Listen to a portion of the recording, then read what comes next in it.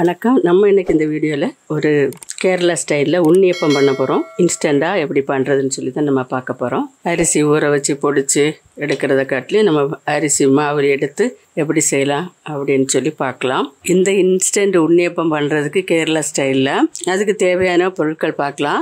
1 cup பச்சரிசி மாவு, இந்த அளவு கப்பில் 1 கப் எடுத்திருக்கேன். 1/2 கப்பு கோதுமை மாவு, 1/2 கப் மைதா மாவு, 1/4 கப் வெல்லம், 4 ஏலக்காய், 1/2 டீஸ்பூன் ரவை. இது வறுத்த ரவையும் எடுத்துக்கலாம், பச்சை ரவையும் எடுத்துக்கலாம். இனி எப்படி செய்யலாம்னு பார்க்கலாம். இப்போ நம்ம எடுத்து வச்ச மாவெல்லாம் ஒரு மிக்சிங் பவுலில் போட்டுடலாம். பச்சரிசி மாவு, இது ஆப்பத்துக்கு இடியாப்பத்துக்கு எடுக்கக்கூடிய மாவு. இது மைதா மாவு, கோதுமை மாவு ரெண்டையுமே நல்லா சலிச்சிட்டு போடணும். சலித்து தான் எடுத்து வச்சுருக்கேன். போட்டாச்சு, ரவையை போட்டாச்சு.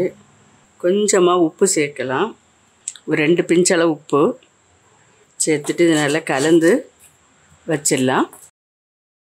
இது இருக்கட்டும். 1 கைப்பிடி அளவு தேங்காய் எடுத்திருக்கேன். இதை நெய்யில் வறுக்கணும். இப்போ இதில் 1 டேபிள் ஸ்பூன் நெய் சேர்க்குறேன். நெய் காய்ச்சதும் இந்த நெய்யில் தேங்காயை போட்டு வறுத்து எடுத்துக்கலாம்.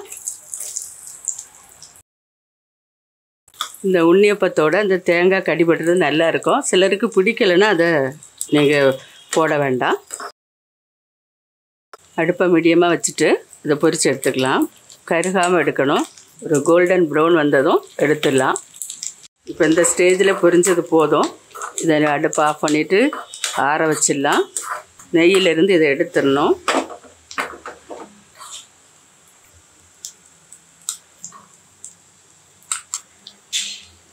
இப்போது 1/4 கப்பு வெல்லம் எடுத்திருக்கேன். இதை நம்ம கரைச்சி எடுக்கணும்.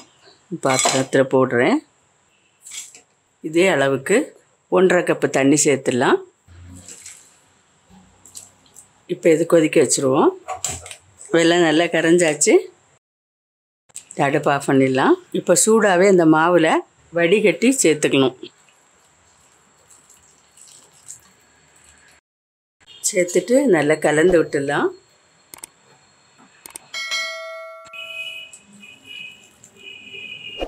இப்போ இது கரைச்ச பிறகு இது மாதிரி திக்காக இருக்குது. இனி இதுக்கு பச்சை தண்ணி சேர்த்துக்கலாம்.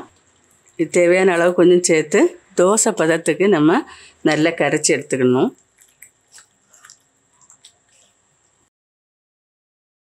இப்போ தேவையான தண்ணி சேர்த்து இது மாதிரி கட்டியாக கரைச்சாச்சு.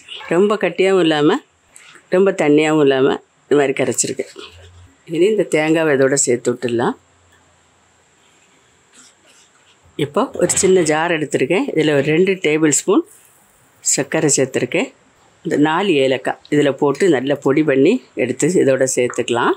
இப்போ இதை பொடி பண்ணியாச்சு. இதில் தட்டிடலாம். நல்ல பழுத்த ஒரு வாழைப்பழம், எந்த பழம் வேணால் எடுத்துக்கோங்க. இது பச்சை வாழைப்பழம் தான் எடுத்திருக்கேன். நல்ல பழத்தை தான் எடுத்தால் நல்லாயிருக்கும். நல்ல மிக்சியில் நல்ல பேஸ்ட்டு போல் நல்லா அரைச்சி எடுத்துக்கலாம். இதை இப்போ அரைச்ச பழத்தை இதில் சேர்த்துடலாம். இப்போ இதோட கொஞ்சமாக உப்பு, 1/4 டீஸ்பூனை விட ஒரு 2 பிஞ்ச் அளவு உப்பு அதையும் சேர்த்துக்கலாம். சேர்த்து நல்லா மிக்ஸ் பண்ணிடலாம். இப்போ இதில் ஒரு 1/4 டீஸ்பூன், கொஞ்சம் 1/4 டீஸ்பூன் அளவு சோடாப்பு, பேக்கிங் சோடா, இதை அப்படியே கொஞ்சம் நல்லா கரைச்சி போட்டு விட்டுடலாம். இது கடைசியாக தான் போடணும். இது நல்லா மிக்ஸ் பண்ணிடலாம். இந்த அளவுகளோடு கரெக்டாக செய்யுங்க. இப்போ இதை கரைச்சி எடுத்துட்டு இனி சுட ஆரம்பிச்சிடலாம். இப்போ குழி பணியாரத்துக்கு கல் அடுப்பில் வச்சுருக்கேன். உண்ணியப்பம் பண்ணுறதுக்கு இதில் தேங்காய் எண்ணெய் சேர்க்குறேன்.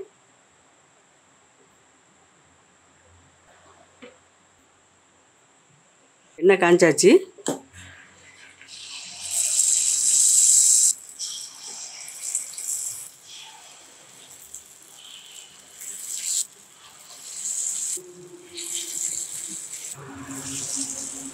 இது ஒரு பக்கம் வந்தது, அடுத்த பக்கம் திருப்பி போடலாம். இது சைடில் எல்லாம் நல்லா கிறிஸ்பியாக வரும். உள் பக்கம் மட்டும் நல்லா சாஃப்டாக இருக்கும். இப்போ எல்லா பக்கம் மறைச்சி போட்டாச்சு. இப்போ 2 பக்கம் வந்திருக்கும், எடுத்துடலாம்.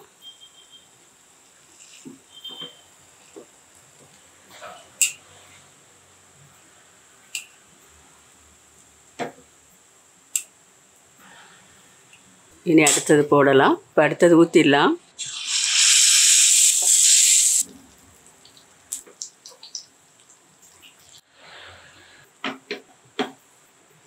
இப்போ இந்த உண்ணியப்பம் சூப்பராக ரெடி ஆயிட்டு. நீங்களும் வீட்டில் இது மாதிரி ட்ரை பண்ணுங்க. மறக்காம லைக் பண்ணுங்க, கமெண்ட் பண்ணுங்க. மறுபடியும் ஒரு நல்ல ரெசிபியோட நான் உங்களை சந்திக்கிறேன். சப்ஸ்கிரைப் பண்ணுங்க. நன்றி. God bless you.